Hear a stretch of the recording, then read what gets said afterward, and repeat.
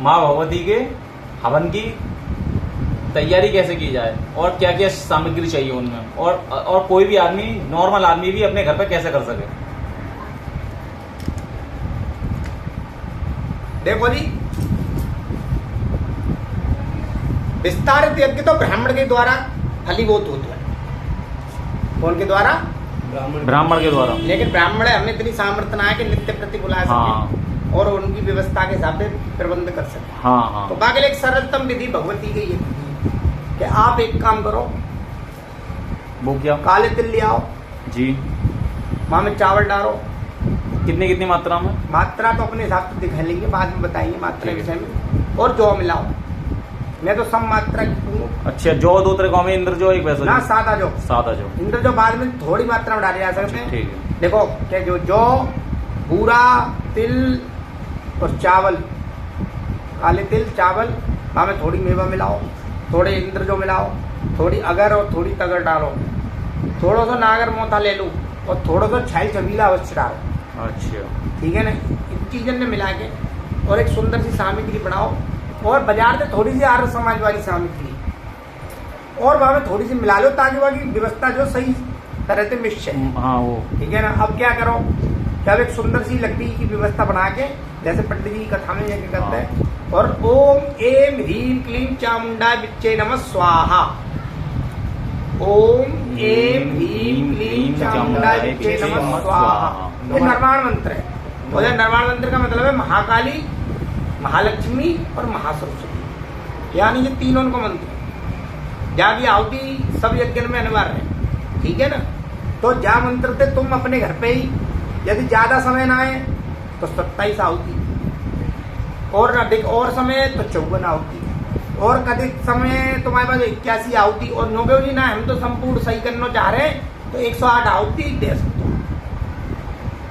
अच्छा गुरुजी, ये 27 और इन 54 को कोई ना कोई तो शास्त्रों में कोई ना कोई शास्त्र में वर्णन ये है कि 27 का मतलब है 25% माला, यानी एक चौथाई। ठीक है ना। और 54 का मतलब है आधी माला कर ली तुमने, और 81 का मतलब है कि आपने पौन माला करी, और 108 का मतलब है कि आपने पूरी माला कर ली। और वहां में सबसे पहले क्या करो यज्ञ में कि सबसे पहले अपनी जो है गणेश जी की पहली आहुति डालो। अच्छा, गणेश जी यज्ञ विधि, सबसे पहले गणेश जी की एक आहुति दो, 5 आहुति अपने गुरु के नाम। अब तो कछु लोगों को प्रश्न था हमारे गुरु नहीं है। हाँ, ये जो माँ बाप है तुम्हारे बहू तो तुम्हारे गुरु वही। ठीक। तो 5 आहुति, चाहे वो है धरती में चाहे ना जाते, कोई तात्पर्य ना है। गुरु का मतलब तो गुड़ते है। अच्छा। और रू माने प्रकाश की है। तो 5 आहुति गुरु की दो, गणेश जी की दो, फिर 5 आहुति गुरु की दो, और बाकी बाद में पंचदेवतन की 5 आहुति, जैसे एक आहुति लक्ष्मी नारायण की दो, एक आहुति शंकर भगवान माँ पार्वती की दो, एक आहुति वरुण भगवान की दो, और एक आहुति दे दो कौन की, क्या जो है नवग्रह देवता की, नवग्रह, और एक आहुति कौन की दो, स्थान देवता की। अच्छा। और कुलदेवी हो, कुल देवता की आहुति देके 108 मंत्र की आहुति करो। ओम एम ह्रीम क्लीम चामुंडा बच्चे नमः, और जो अपनी धूप दीप करो और आरती करो, अपनो जो है व्यवस्था भाई साहब से नृत्य करो। ये कंप्लीट सामान है ये सब? हाँ जी, कंप्लीट व्यवस्था। अच्छा, बामें जो भी अगर सामान पंडित जी बारे बामें वो बहुत बड़ा विस्तारित करते हैं। अच्छा। वो साधारणतः एक गृहस्थ के लिए नित्य करवा अनिवार्य है, व्यवस्था ही ना है। अग्निदेव की भी अग्निदेव की स्वरूप में भगवती ज्वाला ही तो प्रकट है भैया। जब भगवती की देवताओं ने स्तुति की तो काऊ के शरीर के तेज से भगवती प्रकट वहीं, काऊ के मस्तक के तेज से भगवती प्रकट वहीं। तो जब भगवती की आहुति लग जाएगी तो संपूर्ण देवताओं की स्वतः आहुति लग गई। अच्छा। आपको उसमें अलग कुछ करने की आवश्यकता नहीं है। लेकिन कुलदेवी कुल देवता की आहुति देना अनिवार्य है, गुरु की आहुति देना अनिवार्य है, और पंच देवताओं की आहुति देना अनिवार्य है। ये सरलतम विषय है, हो जाए कोई कर सकता है, जहाँ में कोई वैसी बात ना है। और ज्यादा का हुआ और कोई संशय तो अपने निकट का हुआ आचार्य के पास जाके थोड़ा और परामर्श कर ले। बिल्कुल। या मेरे नंबर पे कोई परामर्श कर ले। ठीक है ना। तो मैं बता दूंगा वहां में कोई सरल चीज है। लेकिन आज हमें अपनी समाज सही करने के लिए, देखो साहब, समाज में इतनी कुरीति उत्पन्न नहीं है कि हर चीज काय को उतार दी गई है उल्टी सीधी चीजन पे। आज जागरण के नाम पे बहन बेटी नचाई जा रही है। क्या बहन बेटी है सतत्व के अनुसार सिवाय पति के आगे काऊ के आगे, पति के अलावा काऊ के आगे झुकने को अधिकार ना है। आज वो ब्याज जी के सामने नाच रही है? तो वहां सतत्व तो मही नष्ट है, वो बची कहां सती।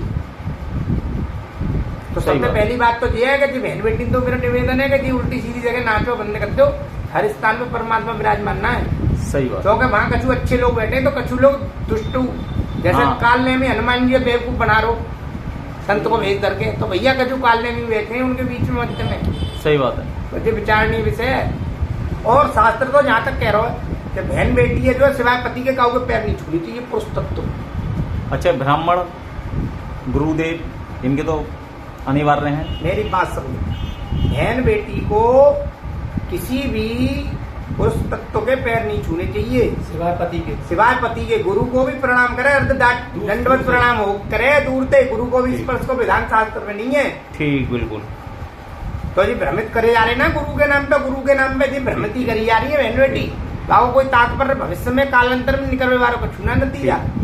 ये बहुत बढ़िया कर दो तुमने, क्योंकि बहुत से लोग ऐसे हैं कि कहीं पे भी जाएंगे गुरुजी, अब ये बात गुरु के लिए रहेगी, ज्यादा से ज्यादा लोगों तक पहुंचेगी ये बात। मेरी बात समझो, गुरु को तत्व समझो तुम, जिसके चरणों में बैठ के आपको शांति प्राप्त हो रही है, जिसके पास जाके आपको सही समाधान मिल रहा है और जहां बैठ के आपको भक्ति में मन लग रहा है, वो गुरु है।